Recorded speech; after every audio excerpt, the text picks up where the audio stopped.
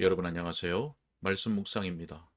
우리는 찰스 스펄전 목사님의 설교를 통해서 마태복음 12장 19절로 21절의 말씀을 예수님의 온유하심이라는 제목으로 읽고 묵상하고 있습니다. 먼저 본문의 말씀을 읽겠습니다.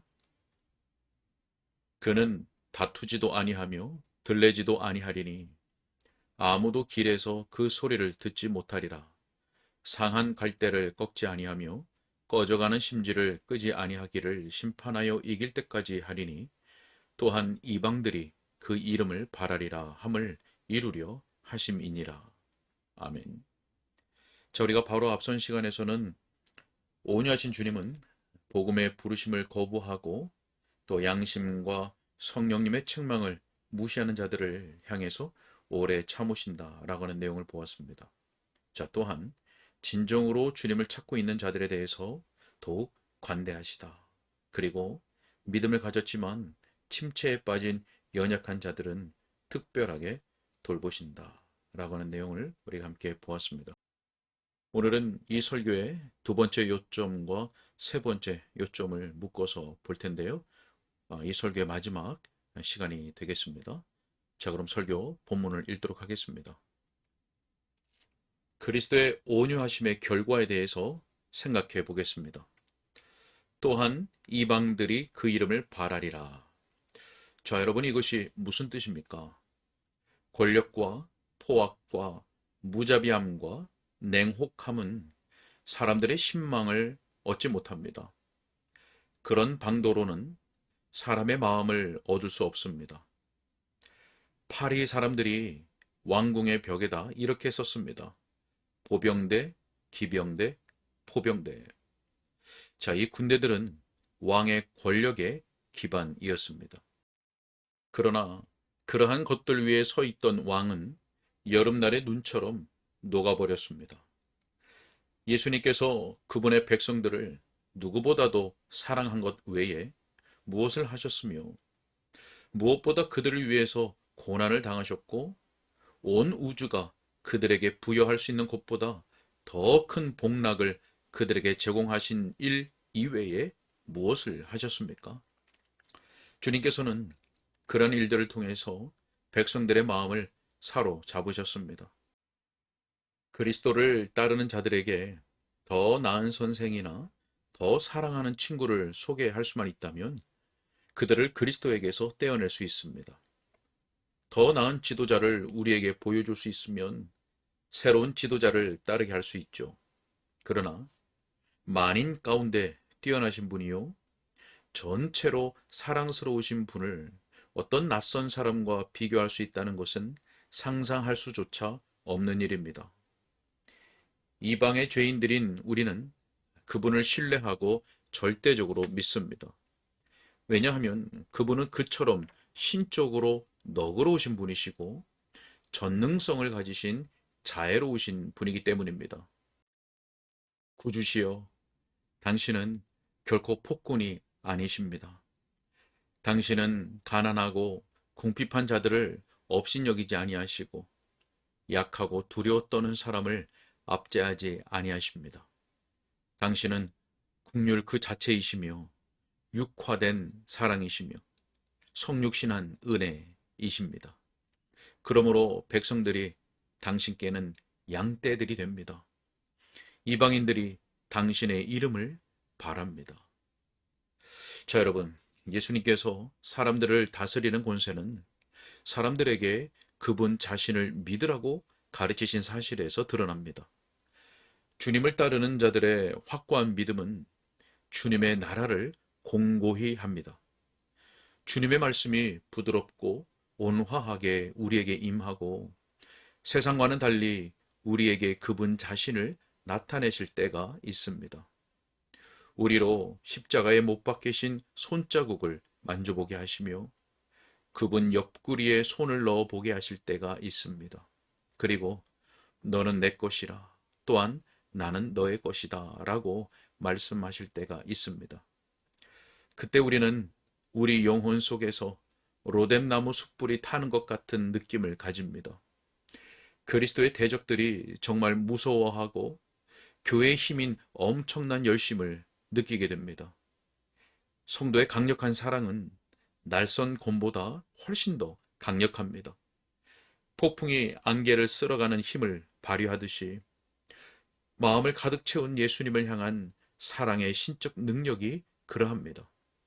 그것이 모든 게으름과 죄를 쓸어버립니다. 우리는 주님을 진실로 믿을 때 주님을 위해서 어떤 것이든지 할 수 있다는 느낌을 가집니다. 우리가 그리스도를 신뢰할 때 정성을 들여 헌신하는 것이 기쁨이 됩니다.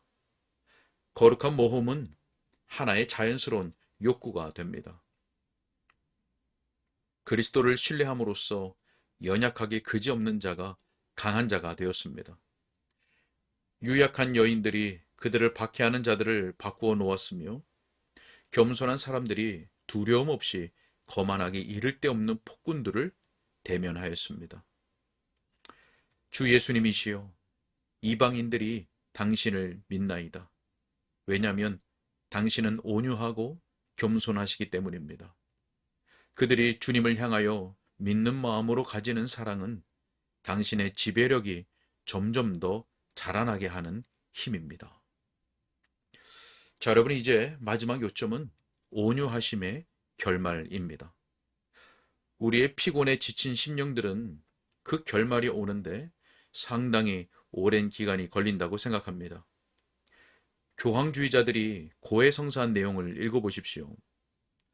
제가 한 것처럼 고해성사실 옆에 서서 사제들과 그 앞에 고해하러 나온 젊은 소녀들 사이에 어떤 문제로 고해성사가 이루어졌는지 거기 써 있는 대로 읽어보십시오. 만일 여러분이 그 탁발 사제들의 머리마다 저주를 퍼붓고 싶은 느낌을 가지지 않는다면 사람이 아닐 것입니다. 그러한 비열한 사람들이 처녀성의 정숙함을 모독하고 부패케 하는 자리에 있다고 생각하면 피가 끓습니다. 어째서 주님의 분노가 그러한 자들을 향해서 불을 토하여 지푸라기 같이 소멸하지 않으시는지요? 우리의 성급한 생각으로 공의를 시행하여 의의를 드러내고 싶은데, 그러나 주님께서는 분노하시는데 더디고 여전히 인내를 보이십니다. 그런데도 불구하고 사람들이 달라지지 않거나 사랑으로 해도 설득당하지 않고 그리스도의 상처를 보더라도 정욕에서 물러설 마음을 갖지 않고 이성을 잃은 자처럼 되고 스스로 짐승처럼 된다고 합시다. 그런 경우라면 반드시 그 일에 끝이 오기 마련입니다. 마냥 자비하시기만 하고 공의를 끝내 시행하지 않는 신이 있다면 그것은 무서운 참화입니다. 마치 범죄를 한 번도 벌하지 않은 재판장은 어느 나라에서든지 가장 악한 법관이 되는 것과 마찬가지입니다. 그렇습니다. 우리의 본성의 직감 자체가 죄는 반드시 때가 되면 벌을 받기 마련이라고 느끼게 만듭니다. 가장 성도다운 심정을 가진 자의 가장 훌륭한 정서들이 장차 보응이 내릴 것이라고 믿는 것에 일치됩니다. 하나님의 원수들이 더 이상 사람들을 다스리지 못하고 오류가 지배하지 못할 때가 반드시 오게 되어 있습니다. 마땅히 그래야 합니다. 사람의 친구이신 예수님께서는 심판하여 이기실 것입니다. 모든 경건치 않은 사람들이 각각 죽을 때 어떤 의미에서 그 일을 시행하시는 것입니다. 그들이 내세에서 눈을 떠 그리스도를 배울 때 얼마나 놀라겠습니까? 그들이 무시하였던 그분이 보좌에 앉아 계신 것을 보면 말입니다. 어떤 이들은 죽기 전에 말로 다 할 수 없는 당황함에 사로잡혔습니다. 커튼이 올라가고 완전히 다 말아 올려지기 전에 그들은 공포심으로 악을 썼습니다. 예수께서 하나님이심을 부인하였던 자들은 그분이 하나님이심을 알게 될 것이고, 예수님의 사람들을 박해하였던 자들은 그 사람들이 그리스도 편에서 영화롭게 된 모습을 볼 것입니다. 주님께서 가르쳐 주셨던 진리를 대적하였던 자들은 그 진리가 참으로 확실한 것을 느끼게 될 것이고, 그 큰 구원을 등한히 여기고 살아계신 하나님의 손에 빠져들어가는 것이 얼마나 무서운 일임을 배우게 될 것입니다. 그러나 이것이 전부가 아닙니다. 정한 날 아무도 알지 못하는 시간에 주 예수께서 호령하시며 하늘로부터 강림하실 것입니다. 그렇습니다. 십자가에 못 박히셨던 분, 죽으셨다가 다시 살아 승천하셨던 분, 감람산 위에 마지막 발자국을 남기셨던 그분이 다시 지상에 강림하실 것입니다. 이제 그분은 인내하시러 오시는 것이 아니라 심판하러 오실 것입니다. 그때 죽은 자들이 무덤에서 일어날 것이고 바다와 땅이 무덤의 전리품들을 내놓을 것입니다. 그때는 엄격한 공의가 너그러우심과 긍휼의 자리를 대신할 것입니다. 주님께서 친히 반복하여 말씀하신 바와 같습니다. 내가 줄일 때에 너희가 먹을 것을 주지 아니하였고 목마를 때에 마시게 하지 아니하였고 나그네 되었을 때에 영접하지 아니하였고 헐벗을 때에 옷 입히지 아니하였고 병들었을 때와 옥에 갇혔을 때에 돌아보지 아니하였느니라. 주님의 말씀이 천둥처럼 울려 퍼질 것이고 번개처럼 내리칠 것입니다. 저주를 받은 자들아 나를 떠나 마귀와 그 사자들을 위하여 예비된 영영한 불에 들어가라. 너희 긍휼을 배척한 자들아 더 이상 긍휼이 너희를 향하여 나를 받으라 탄원하지 않을 것이다. 권세에 도전했던 자들아 권세가 너희를 토기장이의 질그릇같이 깨뜨릴 것이다. 사랑을 멸시하였던 자들아 사랑이 분노로 변하여 이제 너희를 멸시할 것이다. 너희 진리를 대적하였던 자들아 이제는 진리가 영원히 꺼지지 않는 불사슬로 너희를 결박할 것이다. 너희는 하나님께 아무것도 받을 것이 없으며 하나님께서 너희에게 줄 것이 아무것도 없도다. 너희에게는 결코 구주가 없을 것이다. 오히려 구주께서 나는 너희를 알지 못하니 불법을 행하는 자들아 나를 떠나갈지어다 라고 말씀하실 것이다.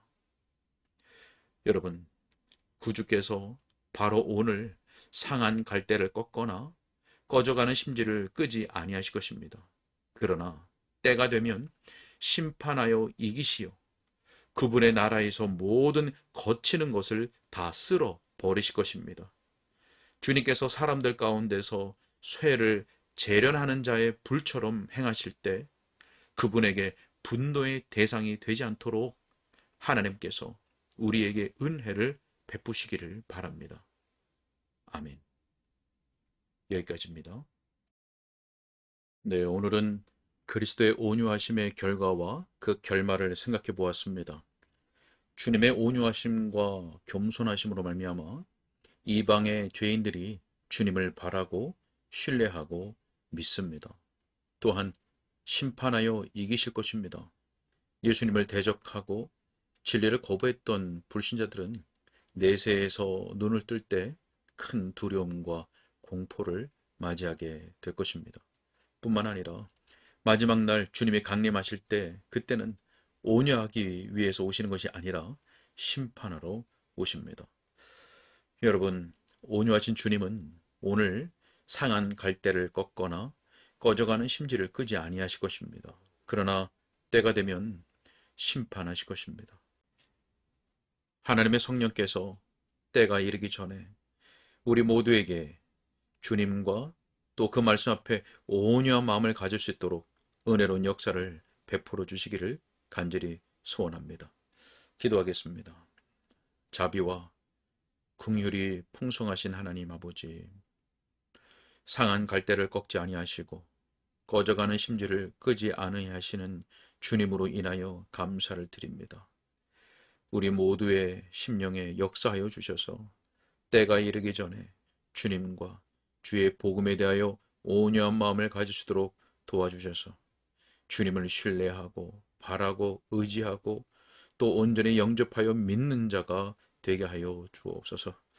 또한 주님의 온유함의 그 은혜를 받은 자들로서 우리도 또한 온유함을 베푸는 은혜에 합당한 삶을 살아가게 하여 주옵소서. 감사드렸고 예수님의 이름으로 기도하옵나이다. 아멘.